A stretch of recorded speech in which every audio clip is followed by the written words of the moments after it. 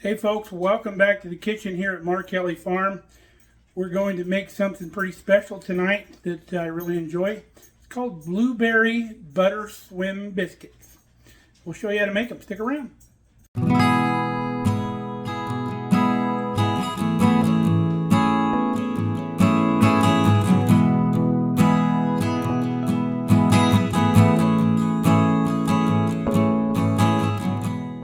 Very first thing you want to do is get you a 9x9 pan and melt a whole cube of butter in it, or stick of butter, however you want to call it, half a cup worth. Then you're going to preheat your oven to 450 degrees. So next thing you're going to do is get you a mixing bowl. Put 2.5 cups of all-purpose flour in that. And then you're going to take a 1/4 cup of just plain white sugar, put that in. Next is a tablespoon of baking powder, not baking soda. Next thing is a 1/2 teaspoon of salt. That's our Redmond salt. It's got a little mineral in it. Once you get all your dry ingredients in the bowl, you want to give it a little stir, incorporate them all, and evenly distribute them around the bowl. Make sure you've got a good mix. And then once you've got a good mix in the bowl, everything's combined, I'm making a mess. Then you want to go in with about 1.75 cups of buttermilk, which we have right here measured out in our liquid measuring cup. Don't you dare use those dry ones over there. Alright, I'm going to make a little well in the middle. And in goes the buttermilk. Now if you don't have buttermilk, all you have is sweet milk.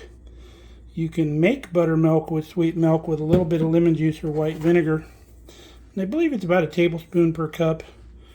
But look that up online.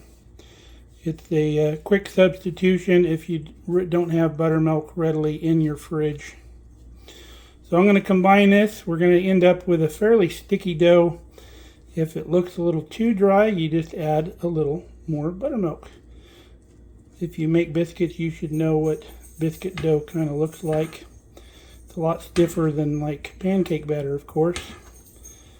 But we'll get this mixed up. Alright, you can see our biscuit dough. So what it looks like, it's like if you're making drop biscuits or something like that. You want it to look a little rustic. The less you stir this up, the lighter and airier your biscuits are going to be. Now you could also do this with a standard like Bisquick recipe. Just make one batch of the Bisquick biscuit recipe that's on the box, and you'll pretty much end up with the same thing if you want something a little more quick and easy. Now to this, we're going to fold in about 1.5 cups of blueberries, but you've got to be very careful. If you fold them in too aggressively, this whole thing is just going to kind of turn like a gray color. So sometimes I like just to put the biscuit mix in our pan and then kind of put the blueberries over the top and just kind of punch them in a little bit, and that way you don't end up with just a big gray blue mass of junk.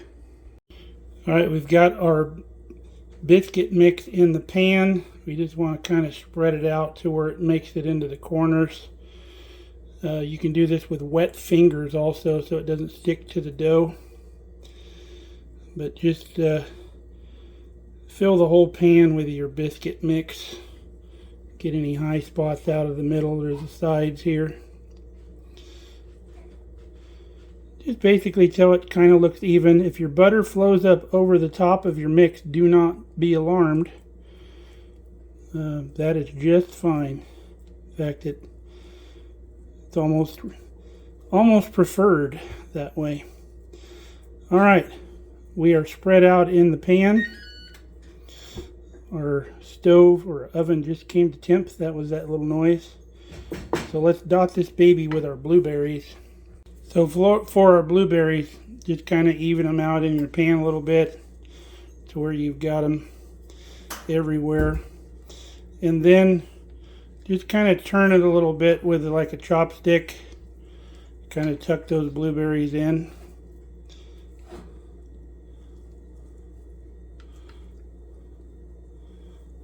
Just kind of a light fold. You don't want to get too crazy with this because, like I said, all your blueberries will end up all mashed and gross. This is going to work better with two hands. We've got our blueberries kind of mixed in. I take this little spatula that I used before, and you want to cut this in like 3 by 3. Just kind of get some preliminary cuts in it. Go 2 one direction and 2 the other direction.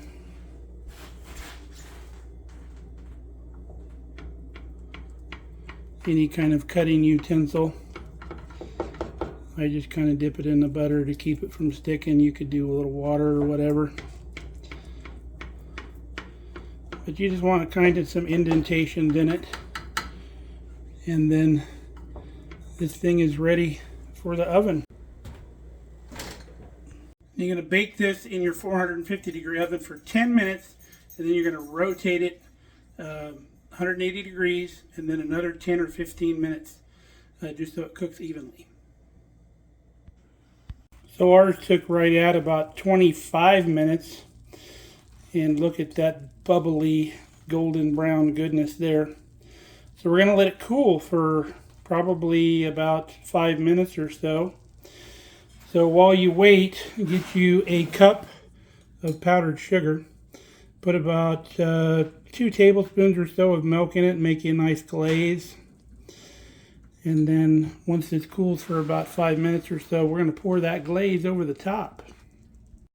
Now that it's cooled a little bit, it's been actually about 10 minutes, we're going to go in here, go around the edges, because this thing, as it cools, is going to shrink a little bit. We want to give it room to do so. And then we're going to go back in where we cut our biscuits before we baked them. And then we're going to redo those lines right before we put our drizzle on top. So let's get our glaze, get it stirred up.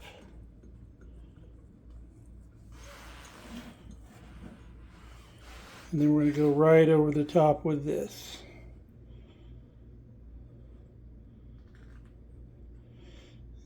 And since we recut our biscuits, it's going to allow it to go down in all those cracks. Get down in between there.